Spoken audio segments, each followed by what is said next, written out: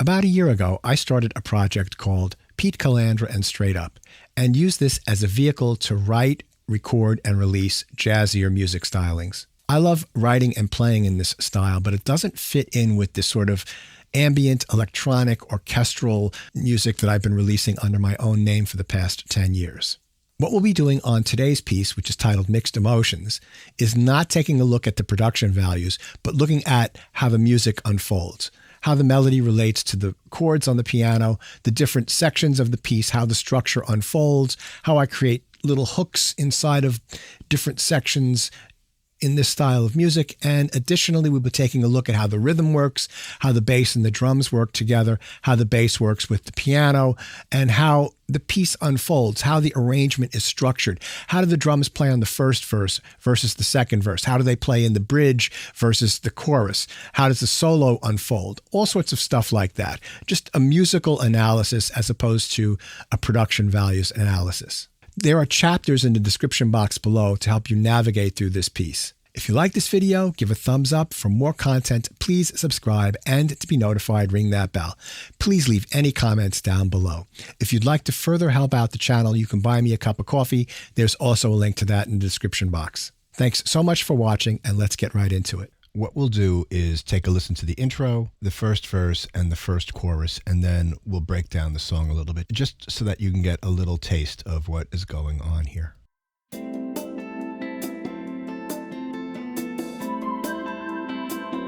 So this is just the chord rhythm here. You can hear it in the pad in the background, eighths on the hi-hat.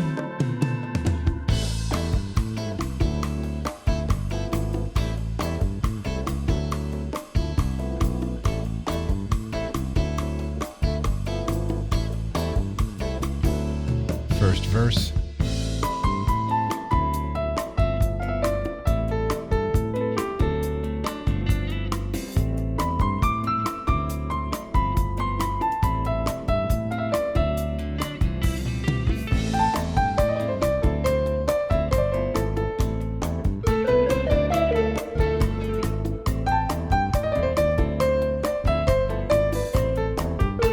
And here we go to the chorus.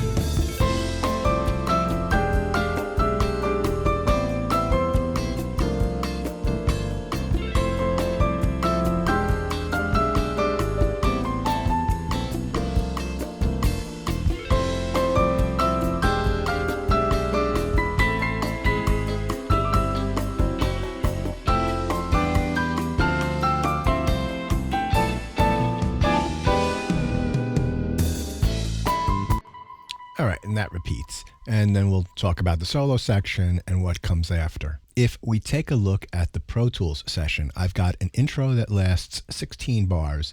Then I've got a 16-bar verse, 16-bar chorus. Same thing repeats, verse, chorus. And we've got a fairly long solo section. And then right here we have a bridge, right? That's 8 bars long. That goes to the chorus.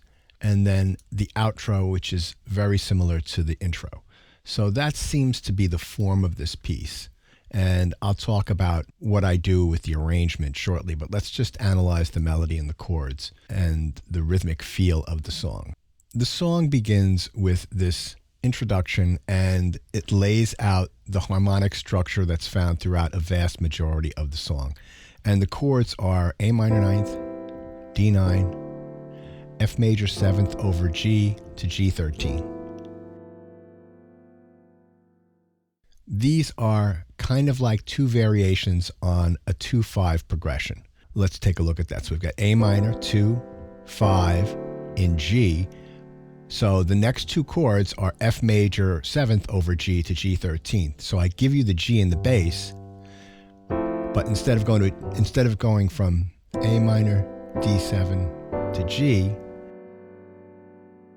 it's a little deceptive in that you get the G in the bass here, but you're getting this other chord on top of it, that F major 7th. You can think of that almost as if it was a D minor 9th if you get rid of the G. F, A, C, and E, those are the upper structure of a D minor 9th chord. You could think of this as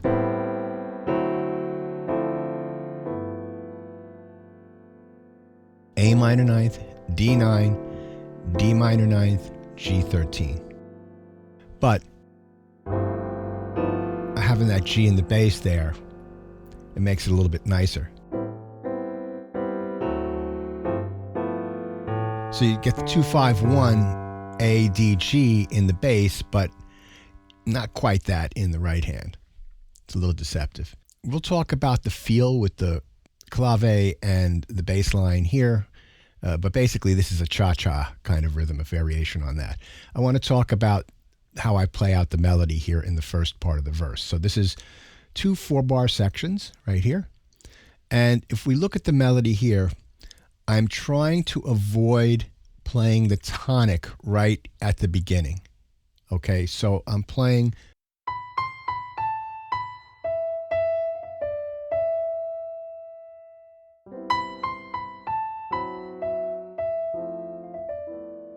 right, so it's the ninth, and then that ninth becomes the 13th of the D9 chord, so A minor, 9, the B is the ninth of that. Then the ninth, the 13th of the D9 chord down to the ninth of that. That E is the major seventh of the F major seventh over G. And then we go to the A. The next section, I start again on the ninth.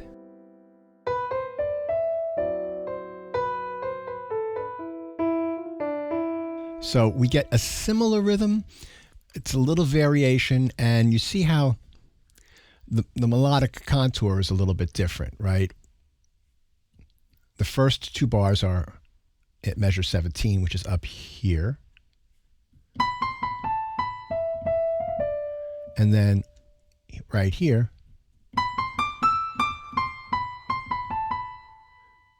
so the shape is a little bit different. We're starting on that B and we're emphasizing that B as we do here, but we got different target notes. So in other words, over here, we're going for the tonic. Here, we're going down to the 5th of that A minor scale, the E here.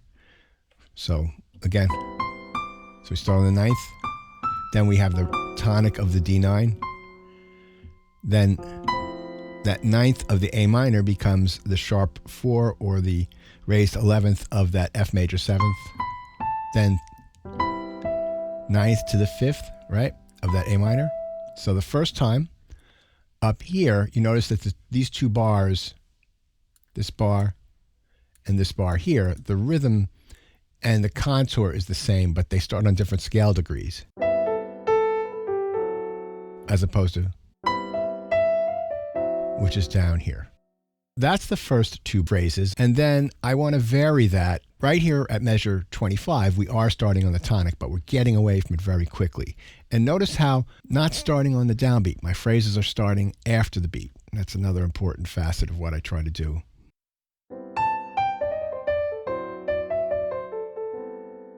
Right, so that gives me just sort of like a little bluesy phrase.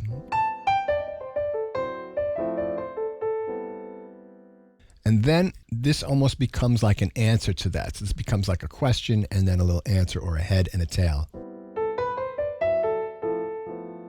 And then right here, same thing with just a tiny variation right on the second measure.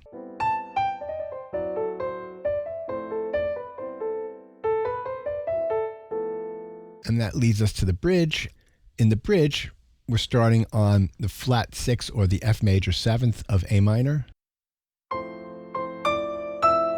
And notice now I'm starting on the downbeat with the melody.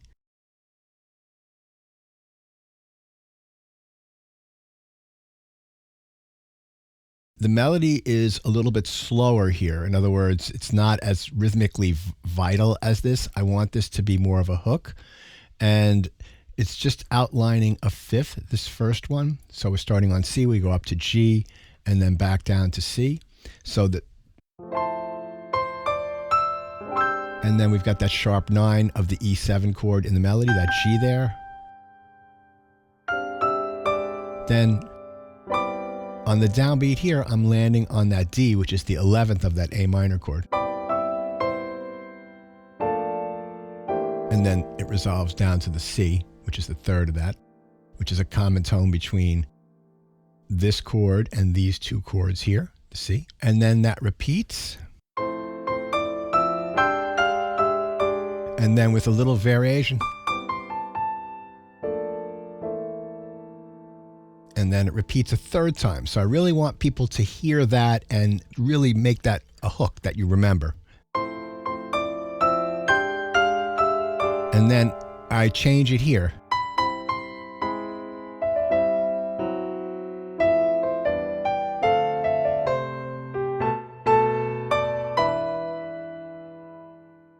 Harmonically speaking, what I'd like to do here is go from the F major 7th and get us down to a 2-5 leading us back to A minor. So that would be this B half diminished 7th and this E7 sharp 9. That motion starts right here with this descending bass line. So you notice the bass goes down, but I've got this jump up here to this B natural. So if the melody is up to the B,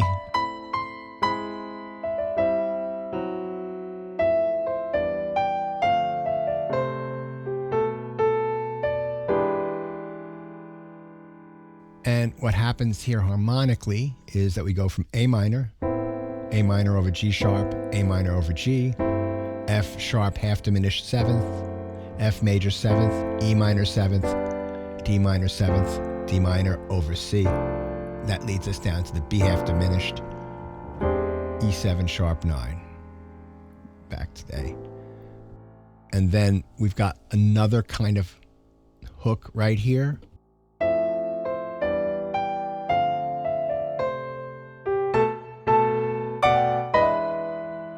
Something that you'll remember. And I kind of like that. So you could think of these first 5 chords as the same right hand structure. So just if we think of it as A, C, and E, then just move the bass line down to the F major 7th. So I haven't changed the right hand.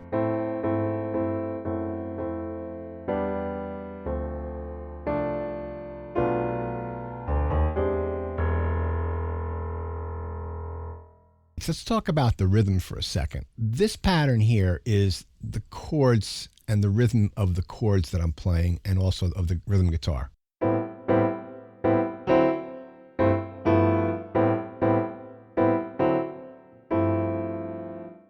That is a clave rhythm. It is a cha-cha kind of a feel to it. And we've got the bass here, which does some nice anticipation right here of the downbeat.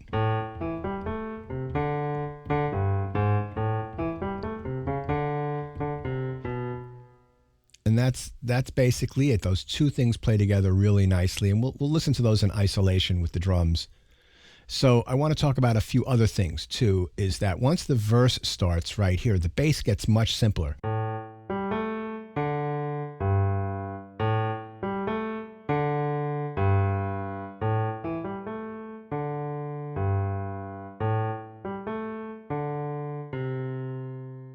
When I get to this bluesy figure right here in the right hand, things pick up in the rhythm section and the bass picks up.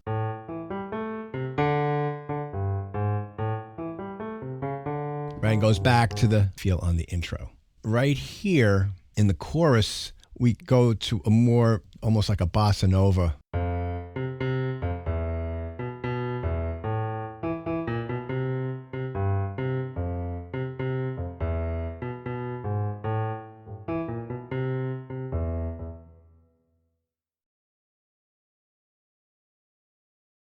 That's sort of the contrast in the bass line with the two different sections, but also how the bass line builds as we move forward during the verse. Let's solo the bass and the drums, and we'll start right where the groove is. And we'll bring the sheet music back in. Here we go.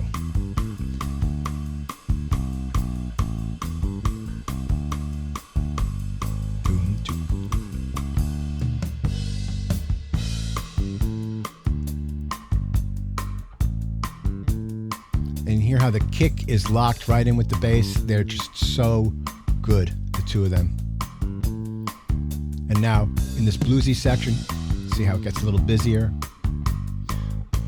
a little bit more energetic.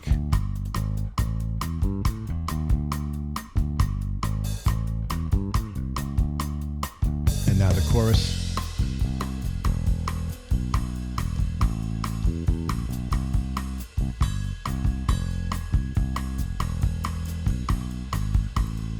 To almost more like a bossa nova feel here. And now we've got the descending bass line.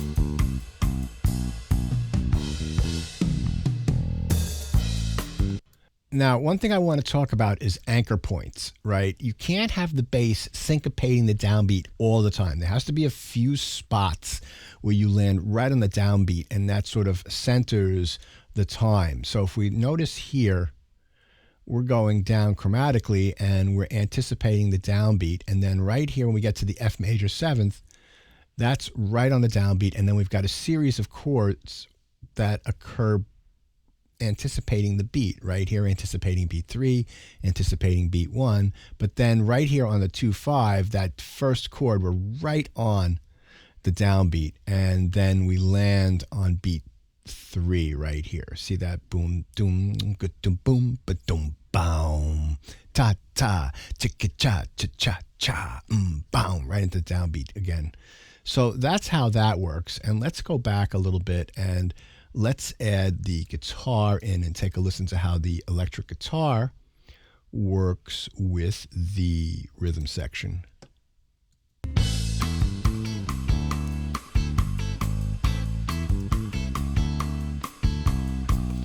I have these as quarter notes, but it's maintaining the same rhythm. And notice how the guitar chills out.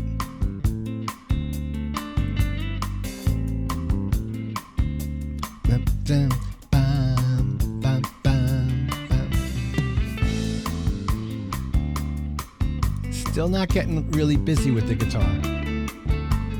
I'll talk about orchestrating the melody shortly. Now we're going to the chorus. And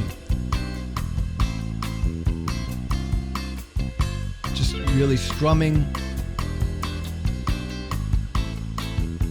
Not as sharp as the straight clave rhythm, even though it's playing it. Right, it's giving a little bit funkier.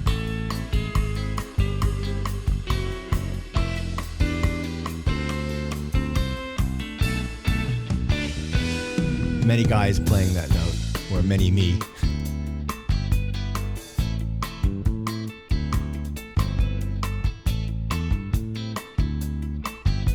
Right here when we get to the groove that starts after the intro, we'll see that the Rhodes and the guitar are locked in as well. But then when we get to the verse, the Rhodes will be playing a nice full thick pad, and then I don't have to play any notes in my left hand on the piano. I can just focus in on the melody.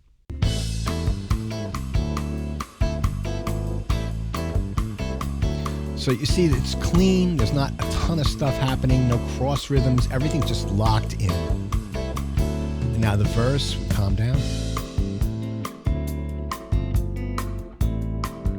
Still emphasizing the anticipations. And now we pick it up a little bit right here. I'm playing the clave now in the Rhodes, but I'm not banging and laying into it. I'm playing it still with a softer touch.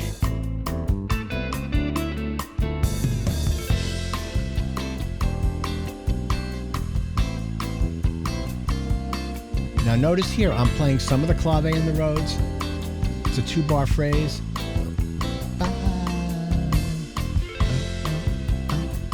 And now the descending line.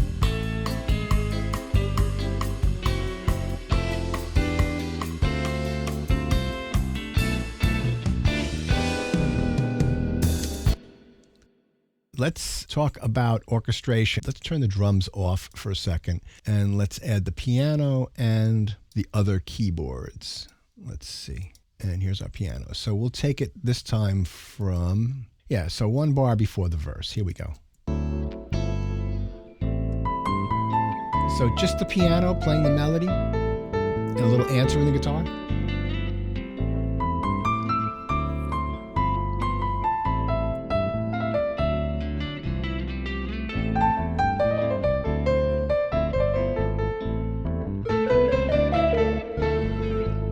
Now you'll notice right here, pick up the orchestration and fill this out. Let's take it through this time and just listen to the piano and the Rhodes and then the synths that I add right here to double the melody. So let's listen to that and we'll see how it all fits in really nicely. Here we go, right here.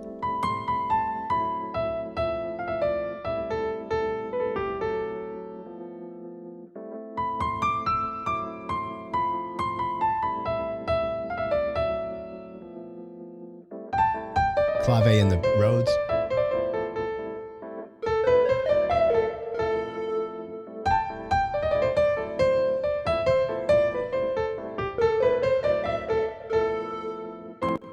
Let's just listen to the synths right here. Here we go. 2, 3, 4, boom. Right, so that's an Oberheim sound. Sounds very Lyle Mays, but that's also doubled with one of the guitars.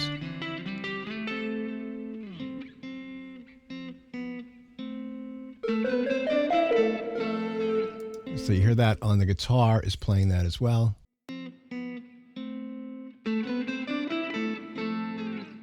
So it's two guitars are playing the melody, one with a lower octave and one with a higher octave, and I have them panned so that the aggregate sound of the synths and the guitar is really nice.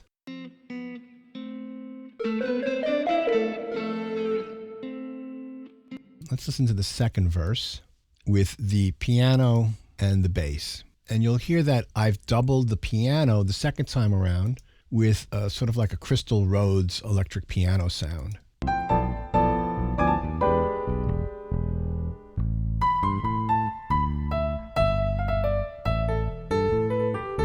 Right, you can hear it. It just adds like a little shimmer.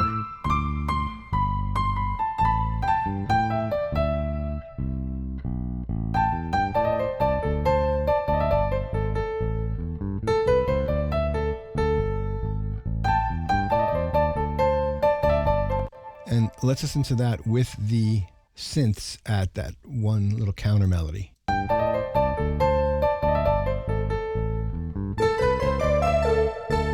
So I've added another synth, sort of like a more plucky sound, and you'll also see that I've changed the phrasing here a little bit in my playing, just to make a variation on that. And so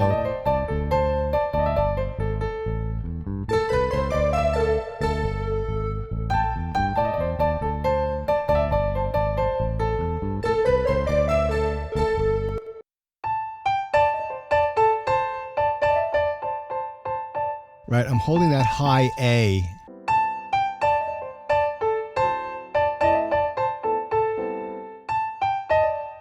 That's a standard Ramsey Lewis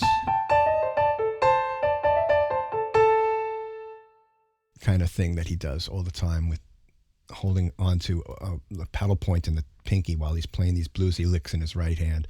All right, so that's kind of cool. Now,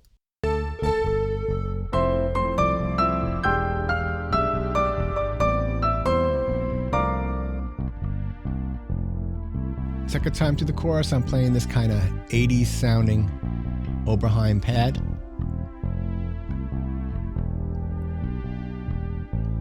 On its own, it sounds a little weird, but if we listen to it in the context of the track.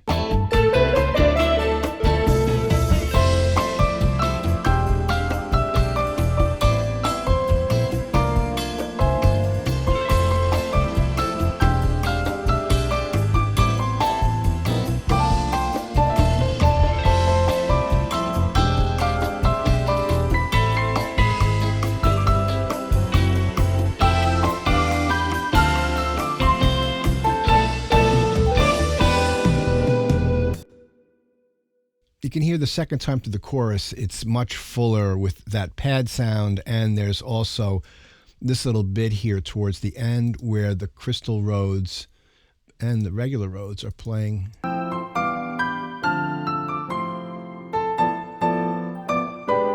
Right, the regular Rhodes is holding down the low end or the mid-range, and the Crystal Rhodes is playing those top higher pitched glassy notes, and that fills in with the piano. And let's listen to that little bit with the guitars.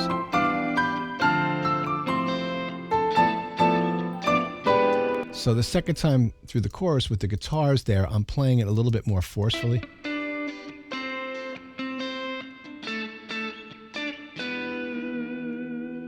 Yeah, a little bit more forcefully. So in other words, just not repeating sections exactly, varying the orchestration. It's really a big part of what I do with music. Now, let's listen to the solo section. What I do is bring it down, and the solo section is just based on those 4 chords.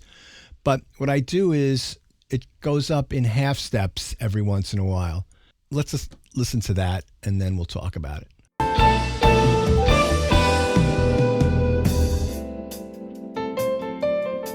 So it starts out very simply, just really grooving. And notice how the drums build in.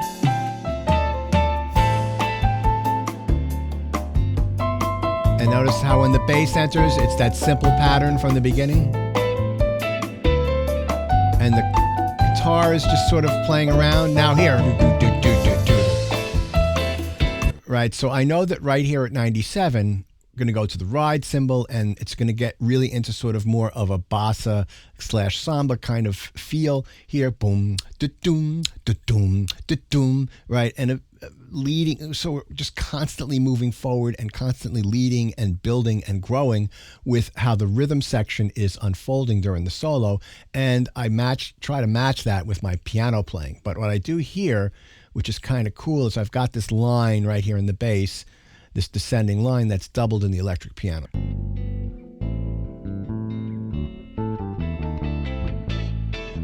See how I just build up with that?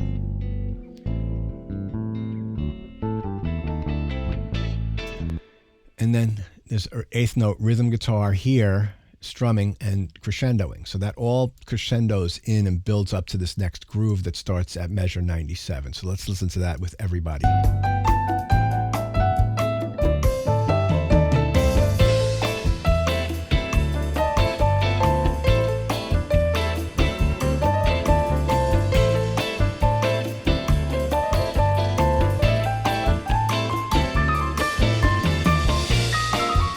Notice that right here, I've changed key. So basically what's happening with this right at this point here, 97, is that we have sort of an 8-bar phrase, and then we go up a half step, and the whole solo, that pattern continues. So we go up to B flat minor, up to B minor, then up to C minor, and then that leads us to the bridge.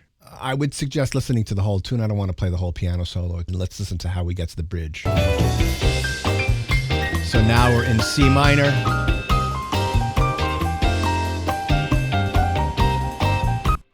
Here, we'll take it right before we get to C minor, and you'll notice that the bass has become very active, and it sort of has more of that cha-cha feel combined with the bossa nova. So let's take a listen. Right here.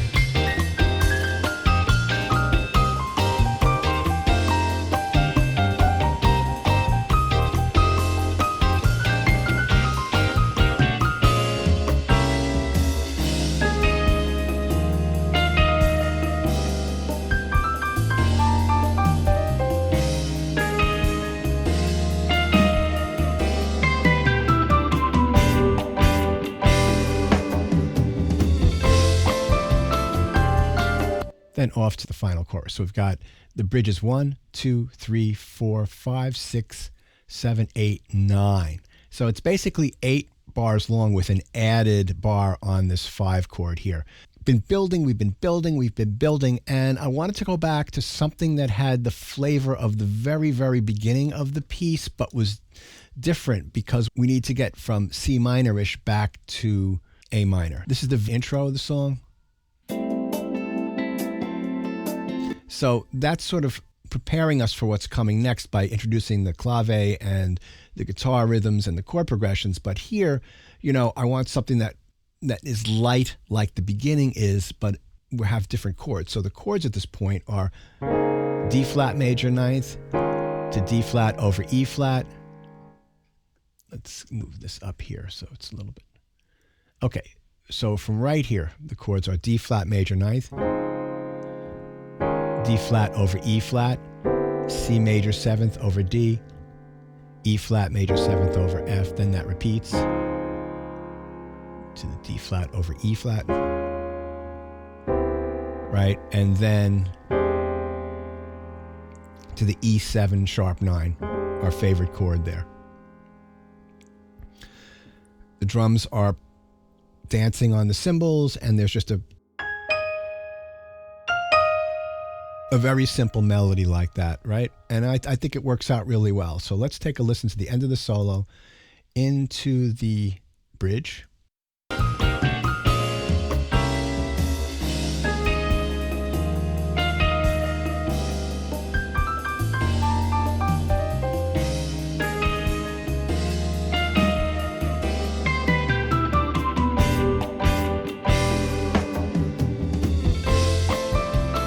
Another facet of this section is that all of the chords in the bridge that come after the first one, the very first one lands right on the downbeat, they're all anticipating the downbeat by an eighth note. So it's 1, 2, 3, 4, 1, 2, 3, 4, 1, 2, 3, 4, 1, 2, 3, 4, 1, 2, 3, and 4, and 1, 2, and 3, and 4, and 1, 2, 3, and now, boom, boom, boom. A very strong rhythm starting right on the downbeat of 136 with this E7 sharp 9. And then I added an extra measure, and you're expecting to go back to that A minor, but I deceive you a little bit and go to the F major 7th back to the chorus. And then after the chorus, it just goes to the opening groove, and I take a piano solo and it fades out.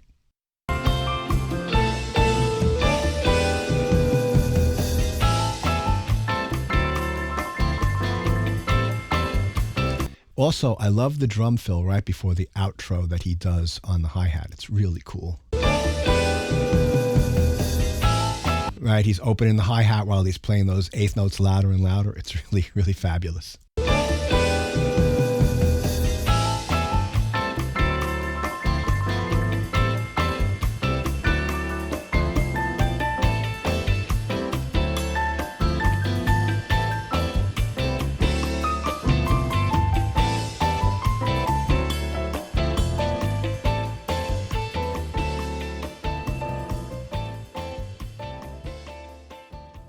That brings us to the end of this tutorial, and I hope you found this information helpful. I have very definite ideas as to how a piece should unfold in order to help tell a story. If you'd like more of these kinds of videos, let me know down below. Again, please like, subscribe, share, comment. I've been Pete Calandra. Thanks so much, and I'll catch you on the next one.